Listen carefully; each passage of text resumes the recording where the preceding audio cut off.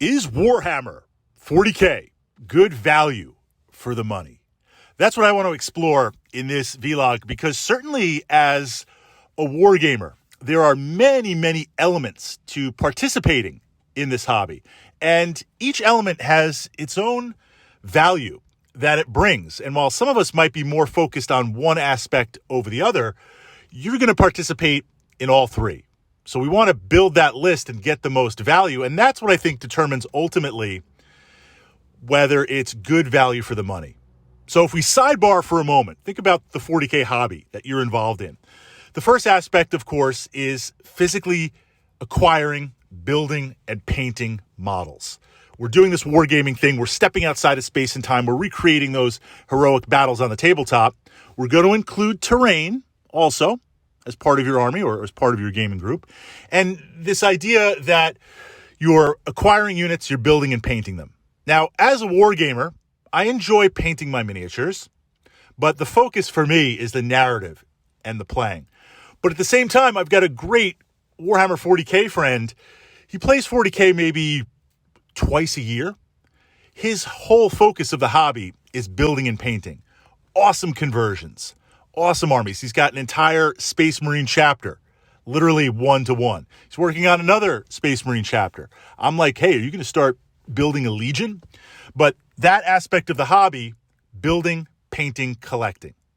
Now, certainly with 40K, you've got the build and paint. You've got a variety of armies. You've got a variety of different options. You've got a lot of units. If we look at 40K in terms of value compared to other wargaming systems, historicals, I love playing DBA, DBN, Romans, Napoleonics, but you're limited in scope, not in a bad way. You're limited in scope to that time period. You can't really invent new stuff because it's not trying to recreate that moment, recreate that battle in that moment down to the geography to ask yourself, if I was in command, what would happen?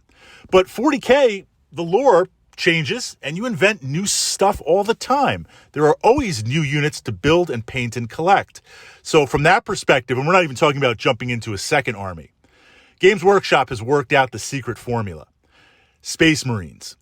I'm willing to bet right now, you're listening to this, you are playing Space Marines. And if you're not playing Space Marines, it's not your primary army, you've got it as a secondary army. And let's be honest, if you're not playing Space Marines and you don't have it as a secondary army, I bet you're in the planning stage of being like, I'm going to build a Space Marine army, right? Lots and lots of options. So there appears to be high value, high return for that aspect of the hobby. Now, the next aspect of the hobby is the logistics of it. And logistics is interesting because often what happens is you go to a gaming club or you're with your friends playing 40K and you battle it out. And then afterwards, there's like this period where you talk about lists, you talk about armies, you talk about units, and you kind of go back and forth and you see what's going on there, right? Talking shop, talking hobby, talking 40K. In that, we look at this as community. Here's what I'm working on. Here's what I'm doing. And that community can be physical with your gaming club, or that community can easily be virtual online. Or I think for many of us, a combination of both. There's a lot of tactics to discover. There's a lot of tactics to discuss. This idea of the list, right? I build out my army list. Here's what I'm trying to do. Here's what you're trying to stop. We go here, we go there. There's a lot of value in that. We could just talk 40K, and we're talking like Tactica. We've got lore. We could talk lore forever. So if you're investing in the miniatures and you're investing in the hobby, this kind of dynamic, there's a good return on value there. Now, playing, fantastic return on value. Lots of different missions, lots of different armies, lots of different combinations. Someone out there crank that into a servitor and tell me all the missions, standard missions right now, we're not even going to get into custom missions. Standard missions right now, plus armies, plus unit combinations is crazy. We also get into themed tables, narratives, big games, small games, kill team, skirmish, massive apocalyptic type battles. I mean, there is always going to be something new to explore, and a battle is not going to repeat itself. So in terms of replayability, the board gaming community is sidestep for a moment. Board gaming community is like, I want replayability. The amount of replayability in 40K is so intense. If that was possible in the board gaming community, that would be the best board game ever in terms of replayability. So you have that before you even layer over player personality. And that's, really interesting point where you have an army, but it gravitates towards certain players. There's been many times where I got to go for tabletop glory. I've got to go for cornate glory, where I'm doing pretty well in the mission. I am doing pretty well in the mission, right? Nothing's determined yet, but I'm doing pretty well. I've got the high ground, right? I'm dominating some key terrain features. But for whatever reason, I see 80% of my army, I could charge next turn. I could literally take hundreds of berserkers and charge and put you to the bolt pistol and chainsword. That would be crazy. Because I'm not saying I would hand the game to my opponent, but you've got a good position. You've got the high ground, right? Tactics. Wow, I wonder what that would look like. There are many times where I've gone for tabletop glory and signaled that charge. So in terms of replayability, just the players that you play with, their personality, the things they do, their quirks, the armies they like, it's never going to repeat itself. So we have this matrix of high value. But now here's where I don't think 40K is high value without some changes or some awareness. And it has to do with the GW business model. This idea, now Games Workshop, yeah, they're there to sell miniatures. They're there to make money. And you have to have this cycle turnover, because one of the things about wargaming, we see this with historicals. I've got all my historicals, my DBA, my DBN.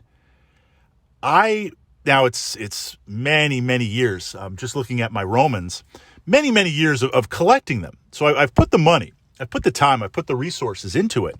But I've got terrain. I'm never buying anything else for it. Never. It's just not going to happen because I don't need it. I've hit that max.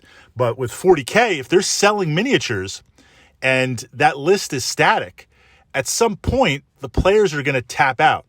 But if you're always releasing new miniatures, then you're always going to be in this cycle. I've got to get new units. I've got to get new units. I've got to get new units. But Fritz, I love my army just the way it plays. But on the opposite side, they hit you with the rules. Games Workshop changes the rules, not for the sake of change or to make them better or streamlined, but to mix up the effectiveness of units. We can look back through all the different editions, really starting with 3rd edition, all the editions of 40K, and you will see a lot of the same units. Yes, every edition there's some new units, but you see these similar units, these exact units through each edition behave completely differently. And just with a slight tweak in one of the books or the rules, entire units are nullified. So now as a player, you're like, look, I've got my army set up. It works.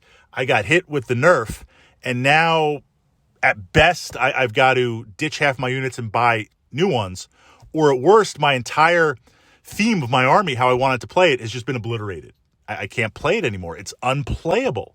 So this idea of how Games Workshop deliberately changes things to force you into a kind of FOMO, YOLO lifestyle to buy and update, it makes it very low on true return on value, because it's not sustainable. It's not. At some point, you're like, I've got to get off this treadmill because I can't keep up with it.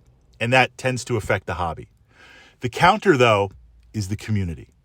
Finding a good gaming group where you can slow that cycle down, or it doesn't matter as much, or you're willing to explore it on different levels. But that is a topic for another vlog.